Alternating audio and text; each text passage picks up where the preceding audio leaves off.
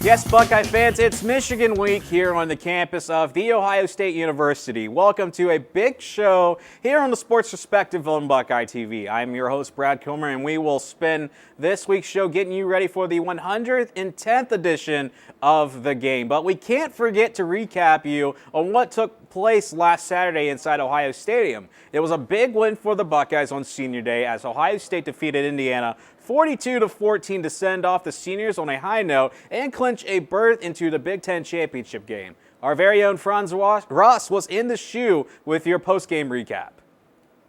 It's been almost a month since Ohio State played at home here at Ohio Stadium, but the Buckeyes didn't disappoint when they returned to the shoe to defeat the Indiana Hoosiers 42-14 in their snowy senior game. The weather did have an impact. We're a very good rushing team. I think we rushed again for 300 yards. Braxton Miller, there was only a couple of designed Q runs, but it would be harsh for me to say that wasn't the best he's ever run that I've seen him play. Playing hard each and every down, and it's just play a team ball game, and things turn out just like this. Just come out third quarter, and just. I was happy to see my man KG come out there, for the last time in home game. That's really what we wanted to do, just go out there, score as many points as we could, and I really wanted to see my big brother go out there and just, for the last time, see the fans cheer him on. What will put this game down in the history books for the Buckeyes was the fact that their victory over Indiana was their 23rd consecutive win, the longest win streak in Ohio State football history. While the players have been trying to not think about the streak, after their win, they could finally celebrate their historic accomplishment.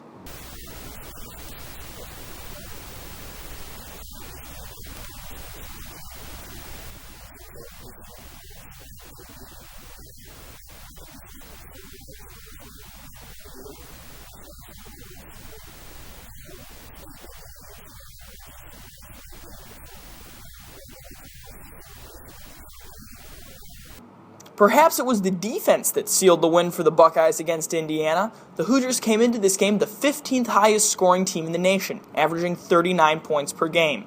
Tonight, the Buckeyes D shut out the Hoosiers in the first half and let up only 14 in the second. Defensively, I think Indiana's a throw the ball around offense. I know that we have a lot of respect for that. I know Luke Fickell aged a little bit this week, getting ready for this game.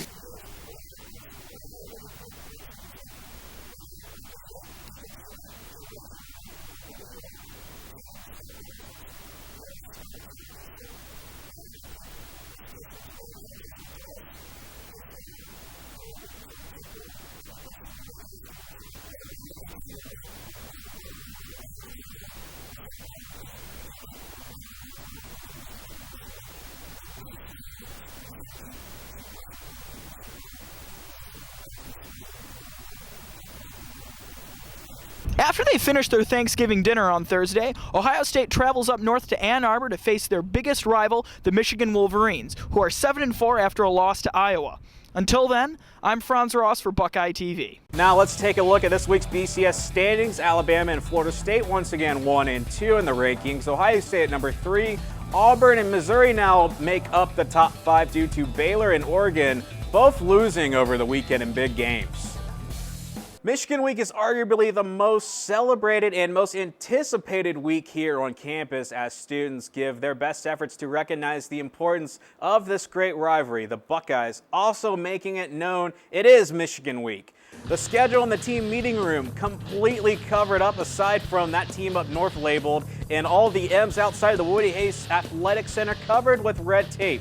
There's no love between the Buckeyes and Wolverines. Urban Meyer knows that all too well. I grew up in the 10-year war, and I learned to dislike Michigan at a very young age. But no, you never really truly appreciate till you're behind the walls here and find out how serious it is. The tradition and the history that goes with this program, or this rivalry, and both these programs, it's always a tough game no matter what. Records don't matter in this one. It's always a smash mouth tough game. Every year we play the team up north. The main goal is to beat them. At the end of the year, it's always to make sure you beat them guys, and that's the main focus on right now is to beat the team up north, and we're not even focused on what's ahead right now. We're focused on this week like we are every year, regardless of our record or their record. It doesn't matter, or whatever's after this, it doesn't matter because, you have to win this game. This is his own season, really. Everything is out the window. You know, records, everything, what we've done, what we haven't done. It's all about this week. Do we make a big deal out of this game? Absolutely. Do we make a huge deal, like over the top, about rivalry games? Yes, we do. And that's the way I was brought up. That's the way we kind of go over the top here, and we always have. Now, if you happen to say the word Michigan around Coach Urban Meyer, he would make you do push-ups right on the spot, most likely. Often known for saying that school up north, Coach Meyer slipped up saying the word Michigan this one time in Monday's news conference. You realize you did say Michigan. Did I really? Yeah, at a very young age. Michigan at a very young age. Wow. I apologize. Now, most of us here in the media chose the Buckeyes and Wolverines to play in back-to-back weeks for the Big Ten Championship for the first time and, quite frankly, the last time in history. It hasn't exactly been the greatest season in recent memory for Michigan, holding a 7-4 record while coming off a disappointing loss to Iowa last Saturday. Now, this coming up Saturday, it's a one-game season between these two programs. Coach Brady Hoke of Michigan agrees. We are excited. We had a chance to get together as a team, and it's just such a great rivalry that we're very fortunate to be able to play in, be able to coach in. Everybody has an opinion, which is good. It's good for the game because the game's talked about, and it's going to be a lot of fun on Saturday to play the football game. Coming up next, we'll preview this weekend's game with sports director Jay Sarkar of Wool TV. The Sports Perspective will be right back after the break.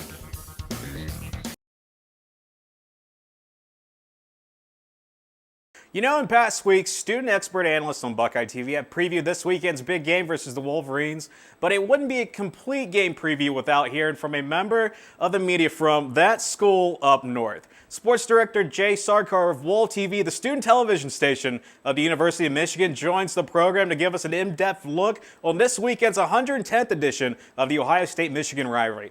Now, Jay, I just got to ask, it's snowing down here in Columbus right now. I just want to know, what's the weather up there in Ann Arbor at the moment? Well, the weather appears that should be for rivalry week. It's frigid. There's blowing wind, gray skies, a little bit of snow on the ground. It's some true November Big Ten football weather we got.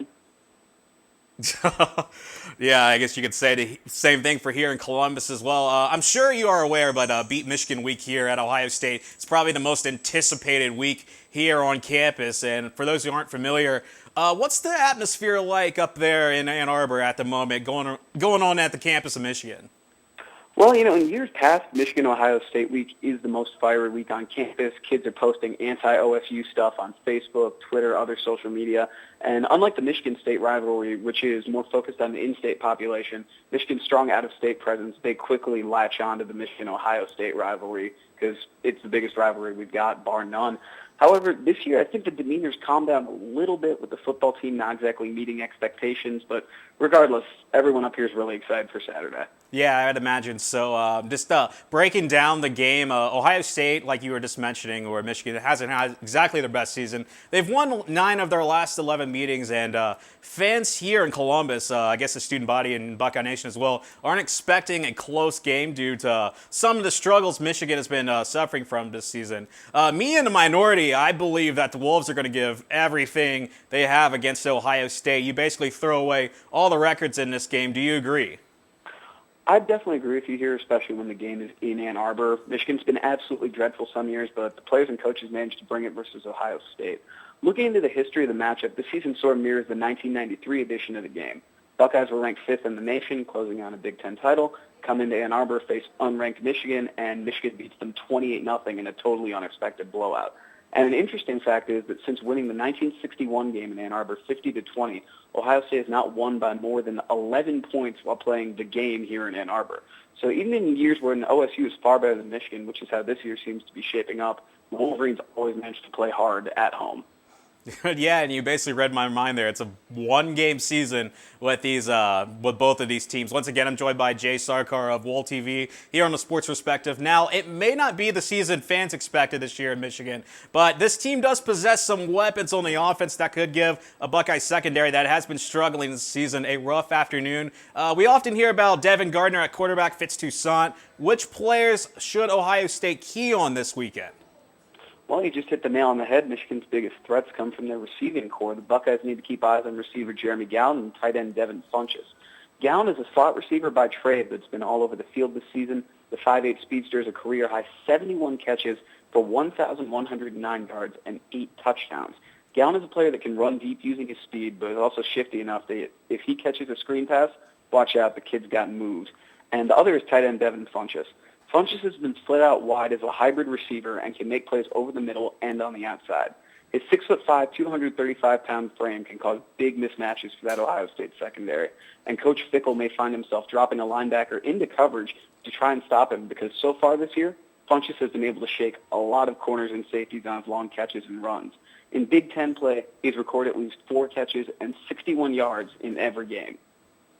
Well, and you got to remember this is a Buckeye secondary that just gave up 35 points to Illinois, and Illinois hasn't exactly been the best team all season. A lot of injuries in that Buckeye secondary as well. But let's rewind a little bit. You touched on this earlier. This rivalry, there have been 5 seasons in the past where Michigan has interrupted an undefeated season for OSU, most recently coming in 1996, which might have been the best Buckeye team of all time if they would have won that national championship.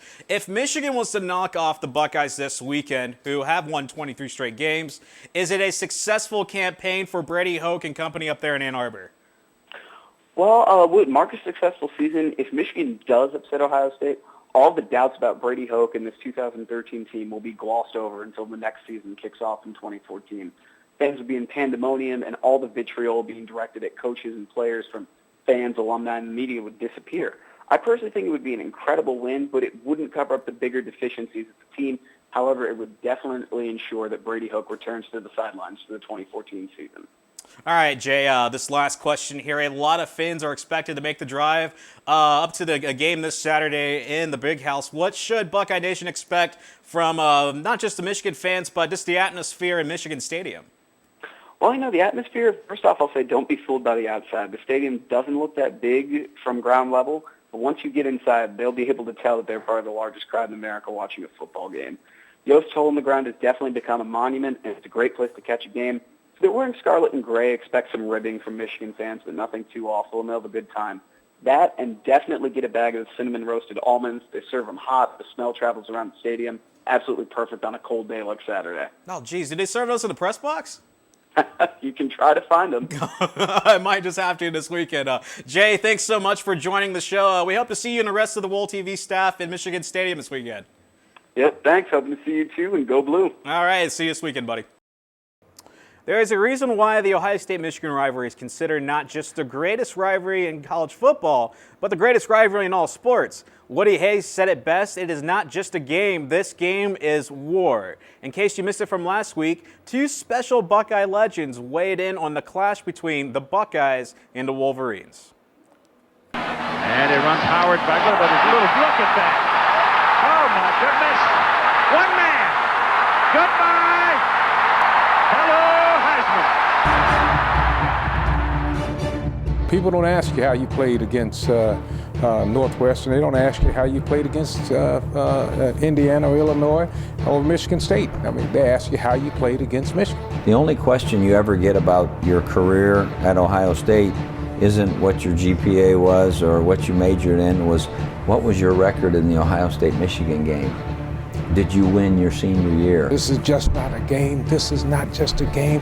This is war. That week of the game, it was almost like something took you over. No question that one of the reasons that folks choose to come to Ohio State and play football, and folks go to Michigan to play football, is because of that rivalry. They want to be a part of that rivalry, and I was no exception to that. I mean, I wanted to be a part of something that big, something that special. The way that you could tell that the players on both sides were, this was a different game than anything else, and I kind of snapped out of it after the first quarter, and then I realized that this is not just any old game. And when I played, we prepared all year long to play that game.